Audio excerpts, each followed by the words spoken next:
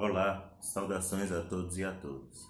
A conversa é sobre o livro Notícias de Nenhum Lugar, de William Morris, publicado na forma de folhetim entre janeiro e outubro de 1890, editado pelo Semanário da Liga Socialista The Commonwealth. Notícias de Nenhum Lugar inscreve-se até no seu subtítulo como romance utópico.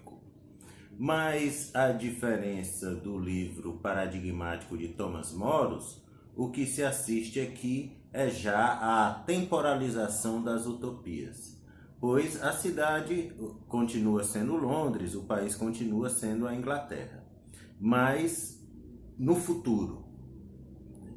Moros está escrevendo em 1890, os eventos decisivos do livro teriam ocorrido no passado em 1952 e o presente que se descreve é de inícios e meados do século 22, entre 2100 e 2150 mais ou menos. Mas se o livro de William Morris é um exemplo das temporalizações das utopias, com o deslocamento das sociedades ideais do espaço para o tempo, ele não é um exemplo do mundo dos relógios parados, em que, se as utopias poderiam ser vistas como verdades prematuras, elas também poderiam ser encaradas como o prenúncio dos regimes autoritários de sistemas fechados. Nesse livro, a chegada a uma sociedade melhor não implica que as coisas deixaram de acontecer. Ainda existem desavenças conjugais, ainda existem desacordos sobre o que fazer, ainda existem medos, ainda existem ansiedades, existem inclusive assassinatos.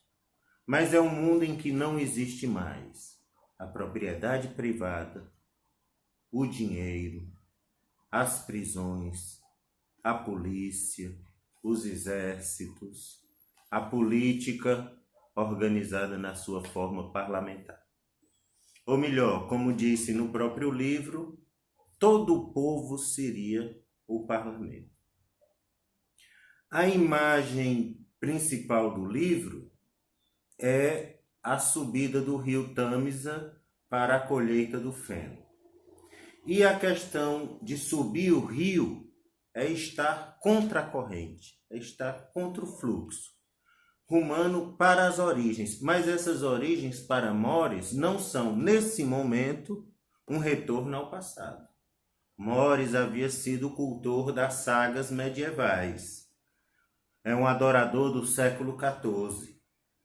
Mas aqui ele está tentando ver alternativas de transformação. E alguns princípios dessa transformação são enunciados no seguinte: uma nova relação campo e cidade. Esse teria sido um dos desdobramentos principais do que no livro chama-se a Grande Ruptura de 1952, uma guerra civil que se prolongara por 2 anos, então, de onde se vê que o caminho também não havia sido fácil. Então, uma nova relação entre campo e cidade com maior respeito aos rios, sem vê-los meramente como um instrumento da riqueza ou uma lixeira das indústrias, com maior respeito às plantas, aos animais, embora no livro, como um exemplo ainda de que nem todos os conflitos estavam solucionados, ainda se faziam vestes do couro de animais. Mas a nova relação entre campo e cidade. Morris era um esteta, e é da estética que ele deriva sua ética e vice-versa. Então há várias considerações sobre também a arquitetura, mas a relação campo e cidade é um dos principais pontos. E aí esse novo mundo ia ter aprendido a viver mais próximo da natureza, né? Integrado com ela, dentro dela.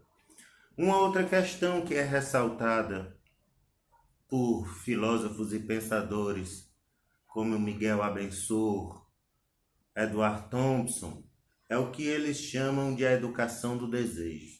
O rompimento com a sociedade capitalista passa por aí, porque incute a ideia de que o desejo passa por querer ter mais.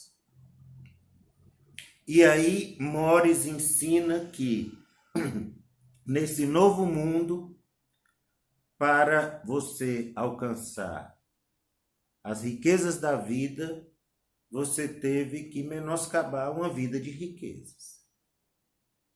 Que as moedas, o papel moeda, dinheiro pintado, o metal fundido, as regras convencionais das trocas econômicas são pouco diante da água, do ar, da integração com os elementos do planeta e do universo.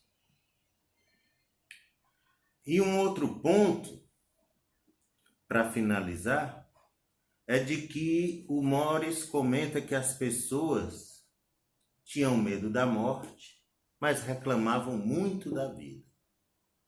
Mas isso porque levavam uma vida dentro ainda da sociedade, aí ele está falando da sociedade que ele vivia, que era marcada por uma pauperização do trabalho, e não só pela exploração econômica, mas você entender também que as coisas eram para ser vendidas e não para ser usadas, para ser desfrutadas, para ser apreciadas. Nesse sentido, o Morris é um admirador e um leitor atento, embora confessasse também as suas agruras ali com as partes mais econômicas do capital. Então é isso, uma nova relação entre campo e cidade, com uma importância maior conferida ao campo, que também está ali na utopia do Charles Fourier, que vê uma maçã que ele intui vinda da terra dele, e ela custava 10 vezes mais, sei quantas vezes mais, o preço ali direto com o produtor. A educação do desejo não é desejar mais a questão dos bens, do aquisitivo, mas desejar melhor. E a ideia de que uma vida de riquezas não chega nem perto das riquezas da vida. Saúde e paz, obrigado, tudo de bom.